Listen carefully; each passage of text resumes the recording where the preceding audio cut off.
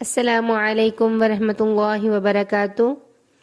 پیارے ساتھیوں، امید کرتی ہوں آپ سب ایمان کی حالت میں ہوں گے انشاءاللہ۔ آج ہم جس ٹاپک پہ سنیں گے وہ ہے خلفائے راشدین۔ ہم نے مکمل طور پر جاننے کی کوشش کرنی ہے۔ اعوذ باللہ من الشیطان الرجیم، بسم اللہ الرحمن الرحیم۔ خلفائے راشدین وہ صحابہ ہیں جو نبی اکرم صلی اللہ علیہ وسلم کے بعد اسلامی ریاست کی حکمرانی میں آپ کے جانشین بنے۔ ان کے اسماء گرامی یہ ہیں: نمبر 1 سیدنا ابو بکر صدیق رضی اللہ تعالی عنہ، نمبر 2 سیدنا عمر بن خطاب رضی اللہ تعالی عنہ، نمبر 3 سیدنا عثمان بن عفان رضی اللہ تعالی عنہ، نمبر 4 سیدنا علی بن ابی طالب رضی اللہ تعالی عنہ۔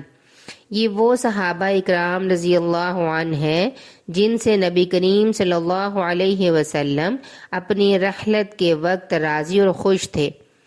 یہ اس 10 صحابہ میں سے ہیں جنہیں دنیاوی زندگی میں ہی جنت کی خوشخبری سنا دی گئی تھی، یعنی عشرہ مبشرہ۔ یہ چاروں قبلہ قریش سے بھی تعلق رکھتے تھے اور سب سے پہلے اسلام قبول کرنے والوں میں سے بھی تھے۔ خلفائے راشدین کو شورا یعنی باہمی صلاح مشورہ کے ذریعے سے منتخب کیا گیا تھا اور مسلم معاشرے کے ارکان سے ان خلفاء کے وفادار رہنے کا عہد لیا گیا تھا۔ اس عہد کو عرف عام میں بیعت کہا جاتا ہے۔ خلفائے راشدین کے بارے میں نبی کریم صلی اللہ علیہ وسلم نے فرمایا تھا: تم میرے بعد میری سنت کو اور میری ہدایت یافتہ خلفائے راشدین کے طریقے کو اختیار کرنا اور اسے مضبوطی سے پکڑ کر رکھنا، یعنی اسی پر مضبوطی سے قائم رہنا۔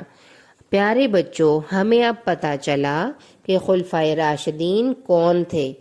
اللہ تعالی ہمیں سنت کے مطابق زندگی گزارنے والا بنائے۔ جزاکم اللہ خیر۔ السلام علیکم ورحمۃ اللہ وبرکاتہ۔